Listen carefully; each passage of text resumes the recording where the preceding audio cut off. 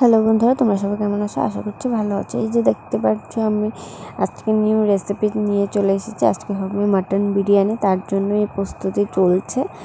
আর এখানে দেখতে পাচ্ছ বেরেস্তা ভেজে রেখে দিয়েছি, আর এখানে মাটনটা হচ্ছে। এখানে আলু ভাজা ভেজে রেখে দিয়েছি, আর এখানে ডিম বয়েল করে ছুলে ভেজে নিয়েছি, ভেজে রেখে দেবো। তারপর এখানে কাজু কিশমিশ অল্প ভেজে নিয়েছি, আর সব রেডি করে বসিয়ে দিয়েছি। তোমাদের সাথে সবটুকু শেয়ার করতে পারিনি।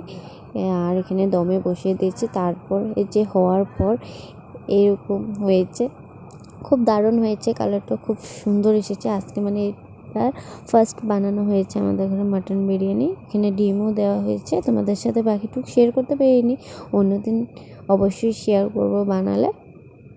আর এখানে দেখতে পাচ্ছ খুব সুন্দর হয়েছে।